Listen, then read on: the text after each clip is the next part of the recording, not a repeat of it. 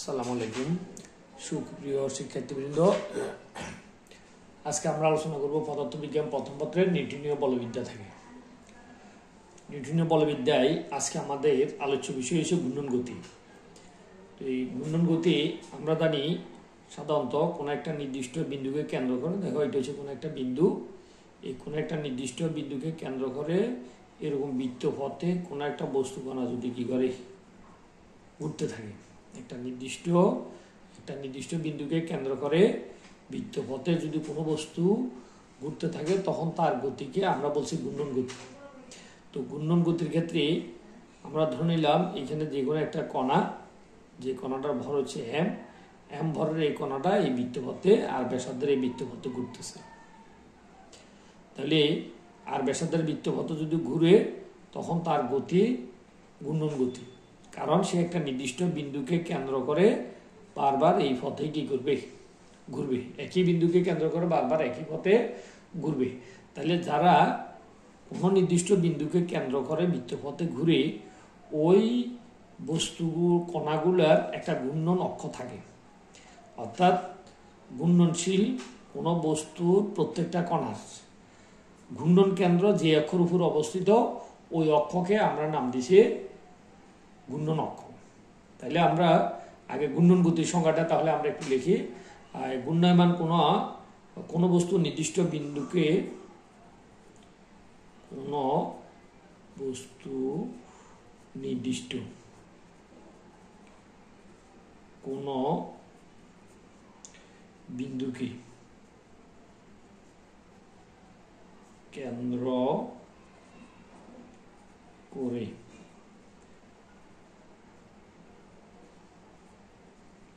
বৃত্তাকার পথে ঘুরলে তখন তার গতিকে ঘূর্ণন গতি বলে। তাহলে দেখো এম্বরের এই বস্তুকণা ও বিন্দুকে কেন্দ্র করে আর ব্যাসার্ধের এই বৃত্তপথে কি ঘুরতে গেছে, যেহেতু বৃত্তপথে ঘুরতেছে অতএব তার গতি হচ্ছে কি ঘূর্ণন গতি। অথবা এটাকে আমরা বৃত্তপথে যেহেতু ঘুরতেছে তখন তার গতিকে আমরা বৃত্তাকার গতি বলতে পারি, যেহেতু সে বৃত্তপথে ঘুরতেছে। তাহলে ঘূর্ণনশীল কোনো বস্তুর কেন্দ্র, ঘূর্ণন কেন্দ্র যে অক্ষর উপরে অবস্থিত, ঘূর্ণনশীল কোনো বস্তুর ঘূর্ণন কেন্দ্র, ঘূর্ণনশীল কোনো বস্তুর ঘূর্ণন কেন্দ্র, দেখো এটা হচ্ছে ঘূর্ণন অক্ষ, ঘূর্ণন অক্ষ।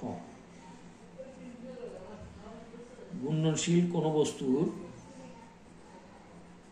ঘূর্ণনশীল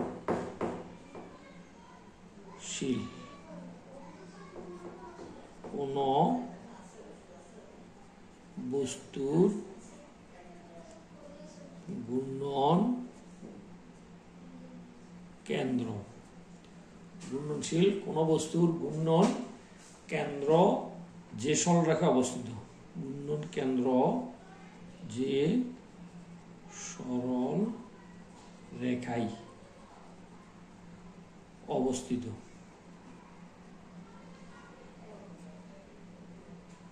যে সরলরেখা অবস্থিত তাকে ঘূর্ণন অক্ষ বলে।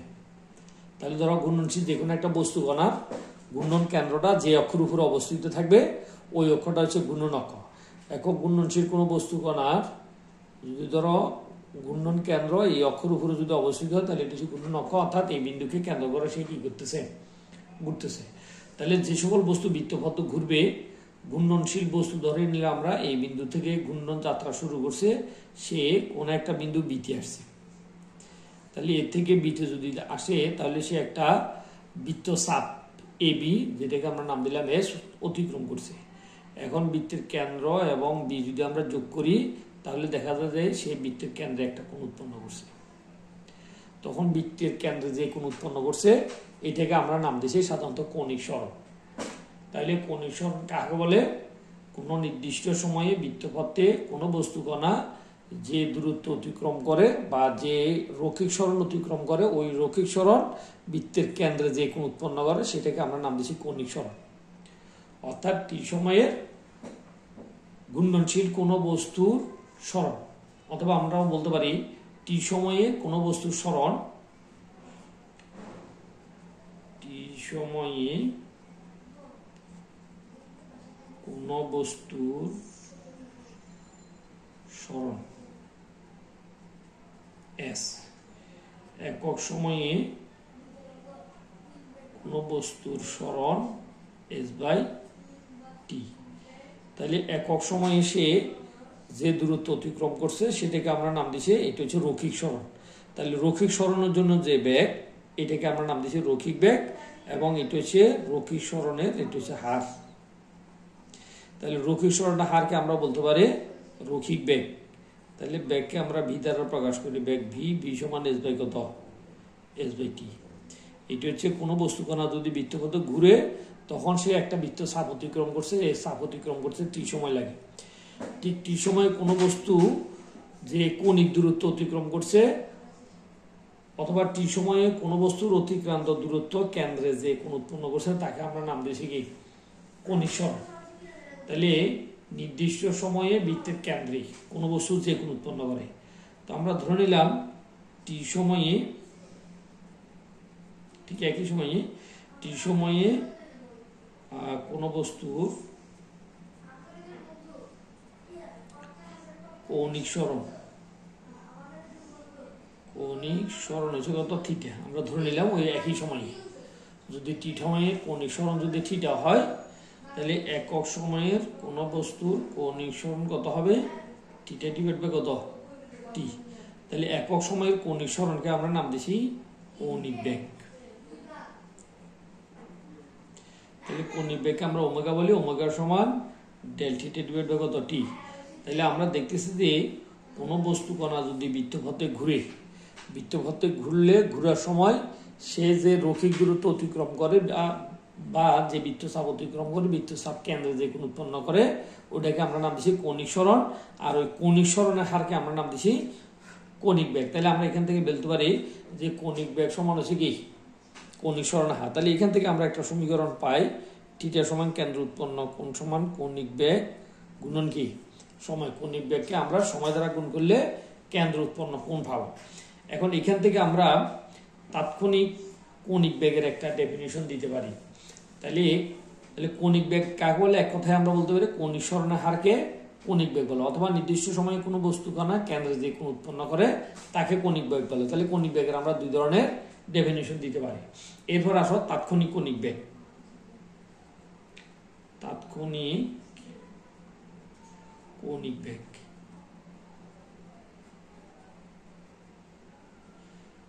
দেখো তাৎক্ষণিক কৌণিক বেগ হচ্ছে, আমরা যদি বলি সময়ের পরিবর্তন যদি খুব কম হয়, অর্থাৎ সময় ব্যবধান শূন্যের কাছাকাছি হলে বস্তুর কৌণিক সরণের হারকে তাৎক্ষণিক কৌণিক বেগ বলে।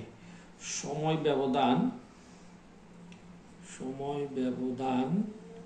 শূন্যের কাছাকাছি হলে, শূন্যের কাছাকাছি হলে কোন বস্তুর কৌণিক সরণের হারকে,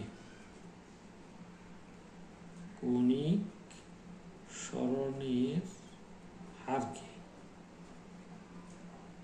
তাৎক্ষণিক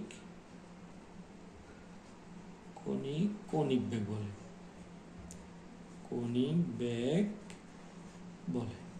তাহলে আমরা বললাম যে সময়ের পরিবর্তন যদি শূন্যের কাছাকাছি, অর্থাৎ সময়ের ব্যবধানটা যদি খুবই অল্প হয়, এই কম সময়ের ভিতরে বস্তু যদি কৌণিক সরণ হয় তখন সেটাকে আমরা নাম দিচ্ছি তাৎক্ষণিক কৌণিক বেগ। তো তাৎক্ষণিক কৌণিক বেগকে আমরা সাধারণত লিমিট দিয়ে প্রকাশ করি। তাহলে আমরা তাৎক্ষণিক কৌণিক বেগকে যদি আমরা বলি ওমেগা, ওমেগা সমান limit del T tends to 0, অর্থাৎ এটা দ্বারা আমরা বুঝাচ্ছি যে সময়ের পরিবর্তন শূন্যের কাছাকাছি হলে বস্তুর কৌণিক সরণের হার। তাহলে কৌণিক সরণ ক্ষুদ্র সময়, যেহেতু কৌণিক সরণটাও ক্ষুদ্র হবে, del t divide by del theta divide by del t, অর্থাৎ limit del T tends to 0, এটা দ্বারা বোঝাচ্ছে সময় শূন্যের কাছাকাছি হলে সময় ব্যবধান। তো তখন এই কৌণিক সরণের হার, এই কৌণিক সরণের হারকে আমরা নাম দিয়েছি তাৎক্ষণিক কৌণিক বেগ। এখন আমরা যদি এটাকে লিমিট তুলে ফেলি, তাৎক্ষণিক কৌণিক বেগের লিমিট তুলে ফেললে তাহলে এটা হয়ে যাবে ডিটি ডিভাইড বাই ডিটি, অর্থাৎ এটা হচ্ছে কৌণিক সরণের হার, এটাই হচ্ছে আমাদের কৌণিক বেগ। তাহলে সুতরাং আমরা বলতে পারি ওমেগা সমান ডিটি ডিভাইড বাই ডিটি, অর্থাৎ কৌণিক সরণের হারের নাম কৌণিক বেগ। এখন এখানে আমরা বলতে পারি কৌণিক সরণকে সময়ের সাপেক্ষে অন্তরীকরণ করলে আমরা কি পাবো, কৌণিক বেগ পাবো। তাহলে কৌণিক বেগের এই সম্পর্কগুলো আমাদেরকে মুখস্থ মনে রাখতে হবে। ধন্যবাদ সবাইকে, খোদা হাফেজ।